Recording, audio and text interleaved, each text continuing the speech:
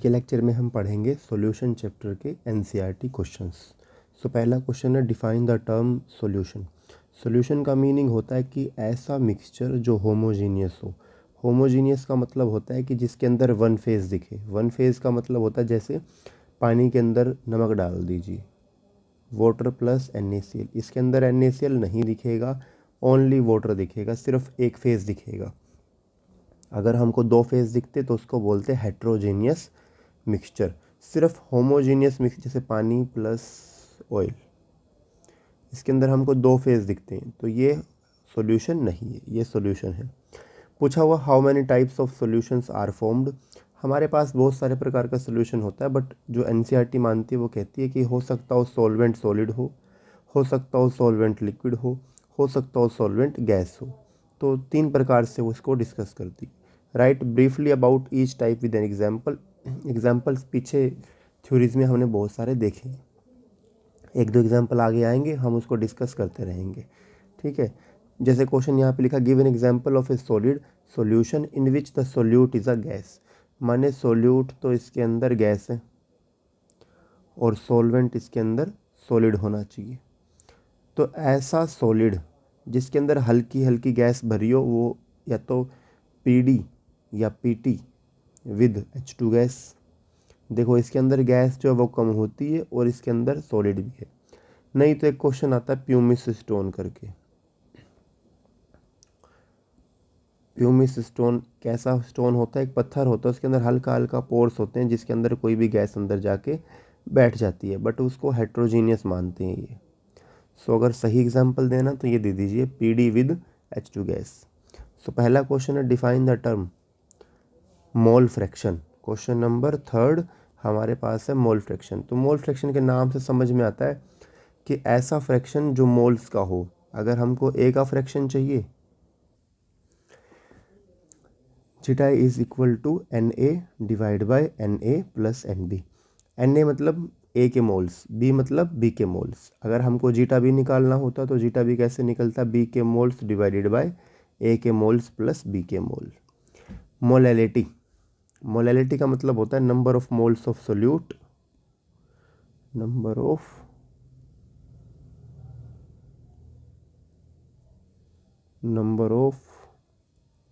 Moles of solute, नीचे आएगा volume of solution, उसको बोलते हैं मोलैरिटी। अच्छा हमको तो उसने मोलैरिटी पूछी है। सो मोलैलिटी के अंदर वॉल्यूम नहीं आती, मोलैलिटी के अंदर आता है वेट ऑफ सॉल्वेंट। सो यहाँ पे रखना weight of solvent, weight of solvent रखना kg के अंदर। और अगर उसने हमसे मोलैरिटी पूछी होती तो मोलैलिटी के अंदर क्या होता है? मोलैरिटी के अंदर नीचे होती है बस वॉल्यूम ऑफ सॉल्यूशन। यहाँ पे रखना वॉल्यूम ऑफ सॉल्यूशन और वो भी लीटर में।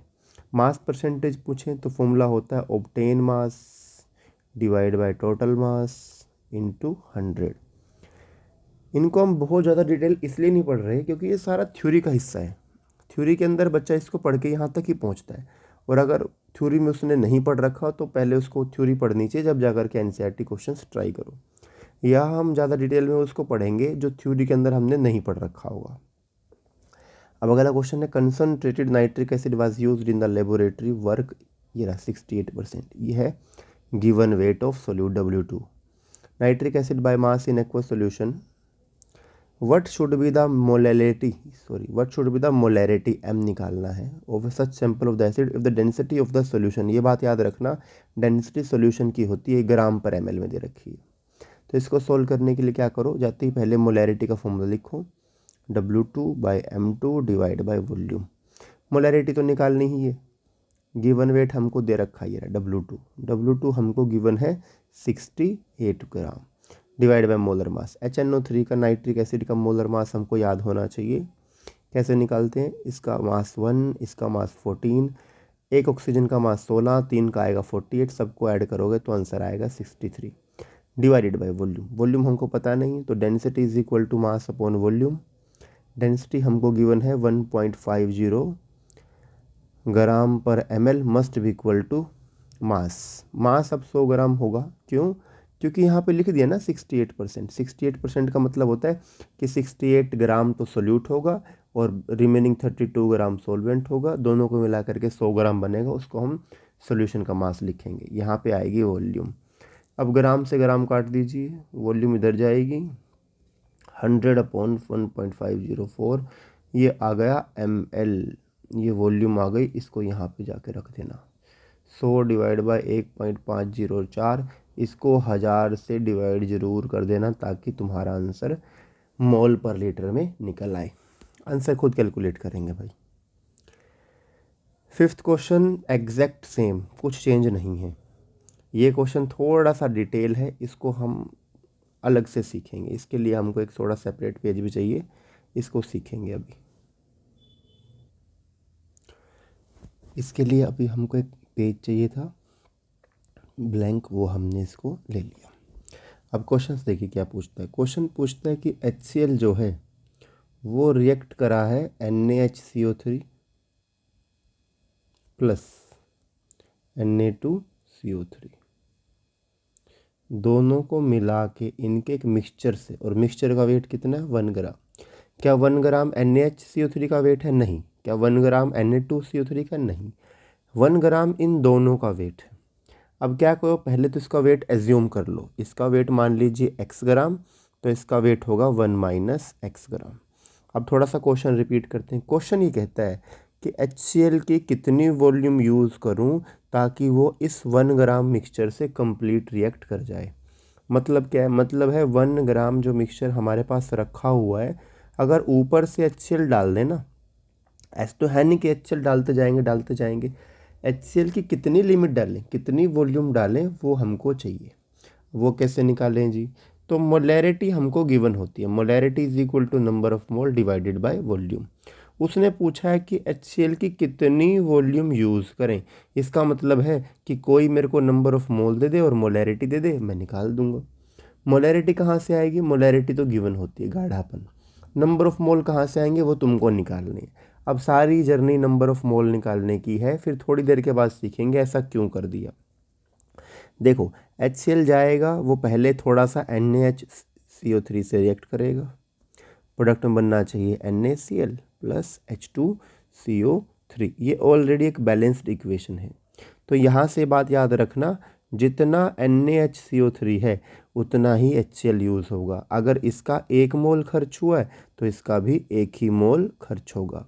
दूसरा, अगर HCl थोड़ा सा रिएक्शन में चला जाए Na2CO3 के साथ, अब इसको बैलेंस करके लिखेंगे तो ऐसा बनेगा 2NaCl प्लस H2CO3। बैलेंसिंग के लिए ये लिख दो।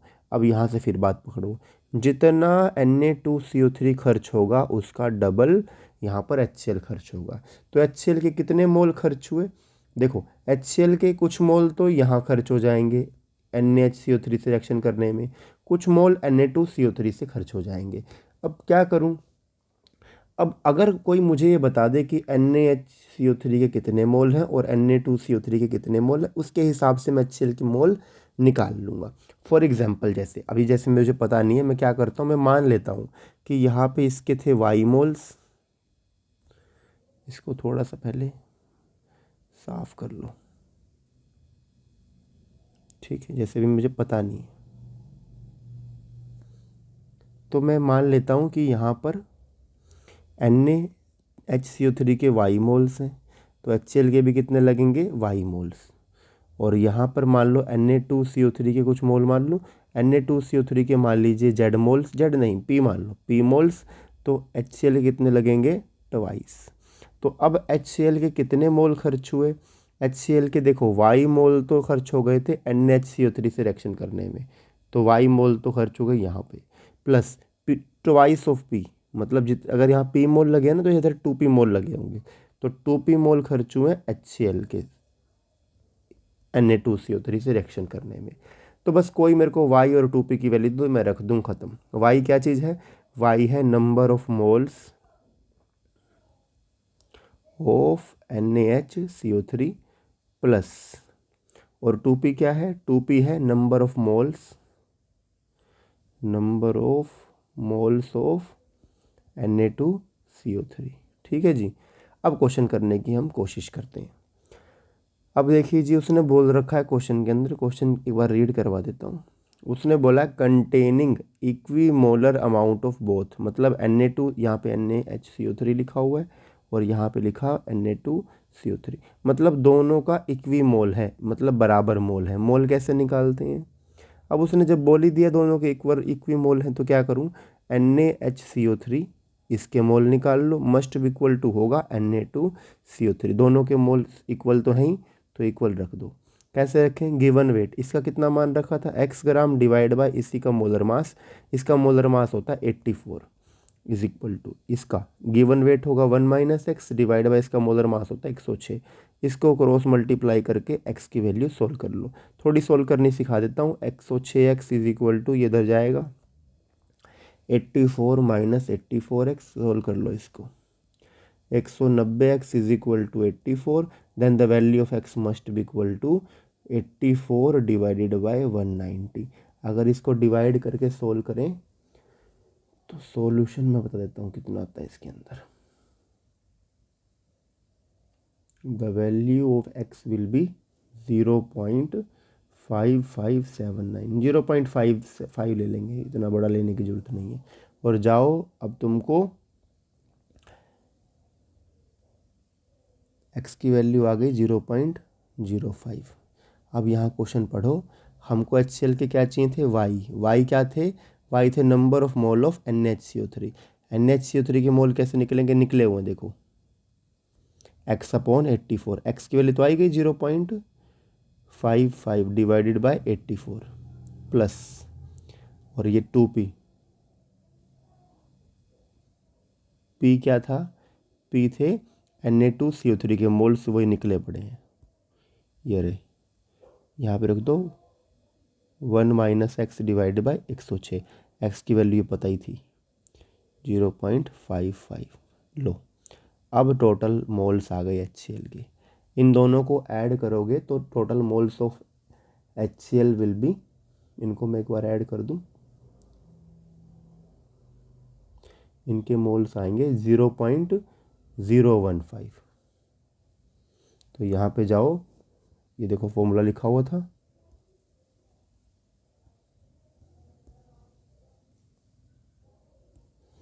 मोलैरिटी हमको गिवन थी 0.1, नंबर ऑफ मोल में अभी निकाल के आया हूँ 0.15 समथिंग, डिवाइड बाय वॉल्यूम, यहाँ से वॉल्यूम की वैल्यू निकाल लो, वॉल्यूम यहाँ से आ जाएगी।